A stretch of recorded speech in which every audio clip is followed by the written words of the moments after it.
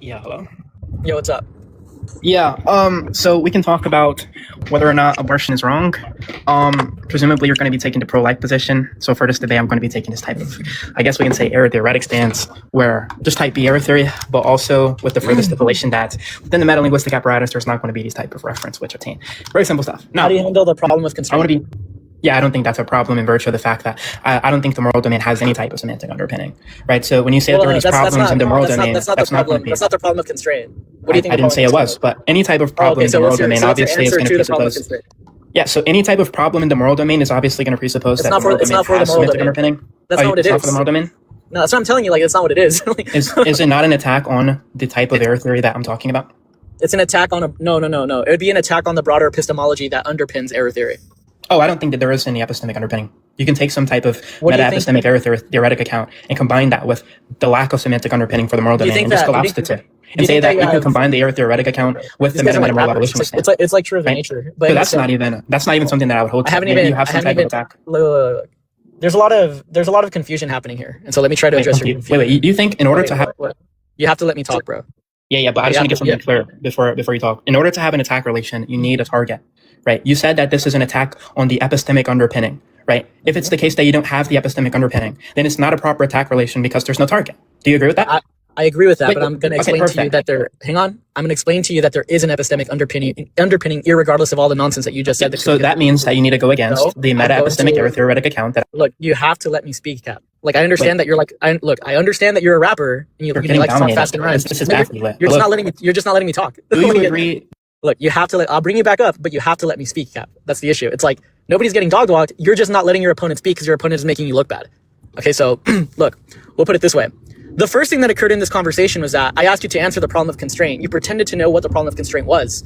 And then because you kind of thought it was a moral issue, which it's not a moral issue by its definition, it's an epistemological issue. Next, you wanted to say that there is no epistemological underpinning under type B error theory, the kind of error theory that you're propagating here, but this is also a blunder. The reason why this is a blunder is because the epistemic foundations of reality are inescapable. They're axiomatic.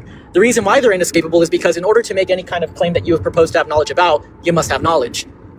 So the question just becomes, so I just have two questions for you. The first question is something like, and by the way, if you don't answer these questions, I'm just going to take it as a dodge and a run. The first question is, what is a problem of constraint? The second question is, do you have knowledge about the claims that you're making?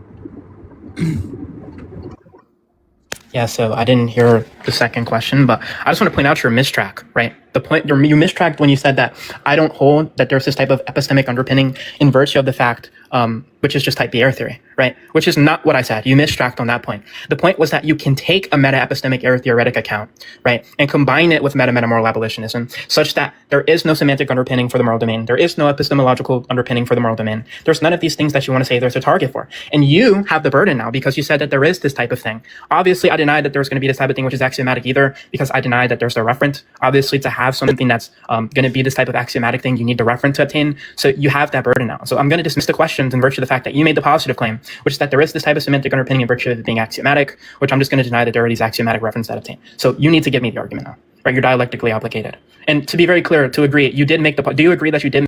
Okay, bro. Like you yap way too long, but I got it. Okay, so so here's sort of the issue that's happening right now. I can give you the positive argument, but I asked you two questions, and I presume you want to say that you're not dialectically obligated to answer either of the questions, which you obviously are. And you went ahead, and so it's sort of interesting because you understand that you don't know what the questions are, and then you don't know the answers to the questions. That's why you don't want to answer them. That's why you like desperately want to get away from answering these two questions. That's like, this is very obvious to pretty much everybody. And when you say that you're mod abusing, no, not really.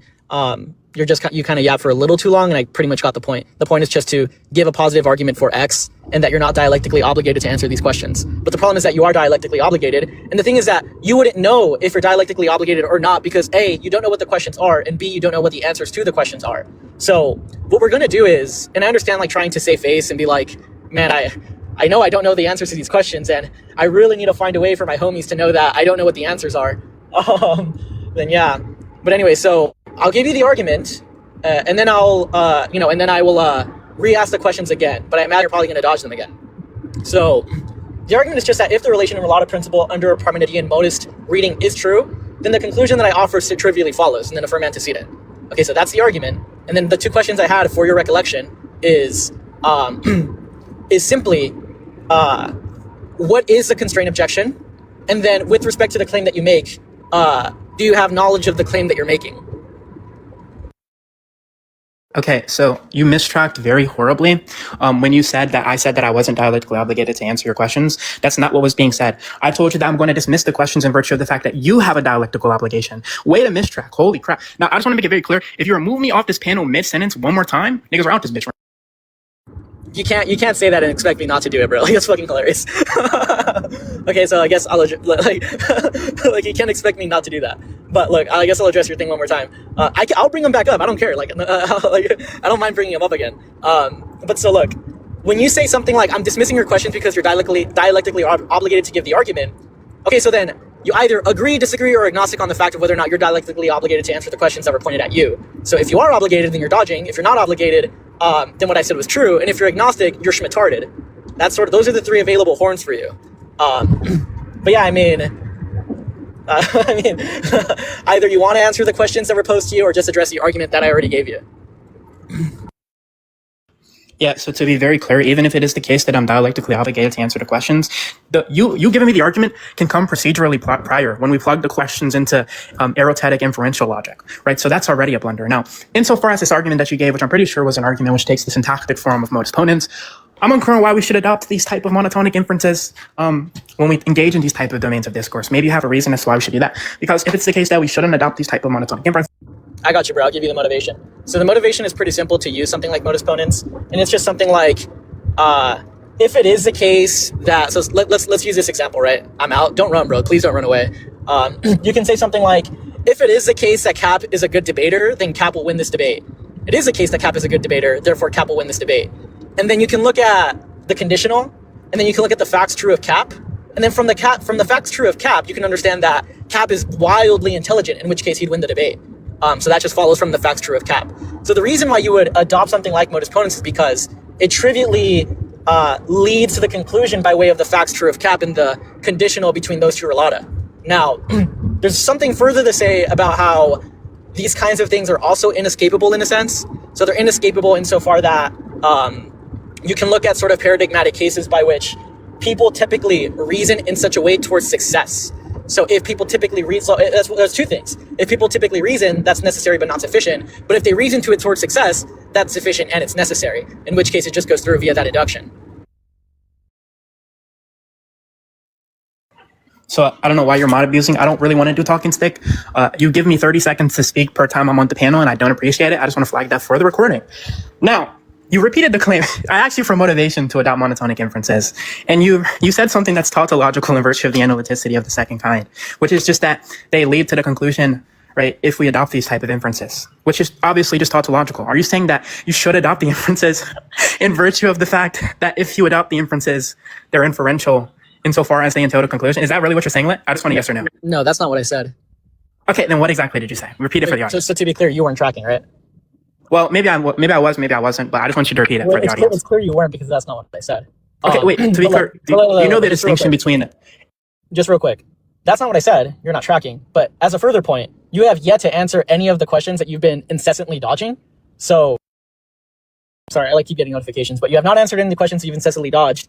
And you keep running away from addressing the actual variabilizations of the argument because you're scared of the argument. You know that with respect to the argument, you can't touch it.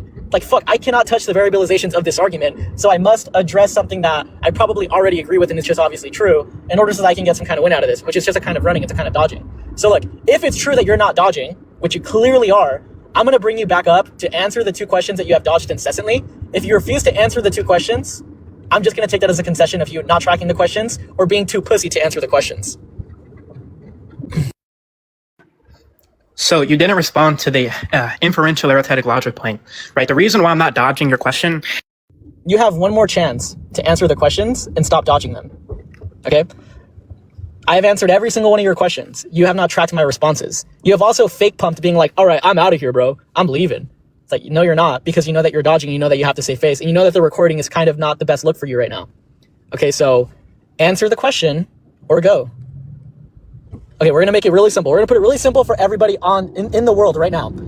There was one question on the table that happened at the beginning of the conversation. If Capp does not answer this question because he's retarded, we're just going to move on. The question is, what is the constraint objection? So you charged me, to be clear, I know he's going to mod abuse, which is fine, but he charged me with dodging, and I tried to give an account as to why. That was it, bro. It's as simple as, what is the constraint condition? The constraint condition is not, so he keeps mod abusing me.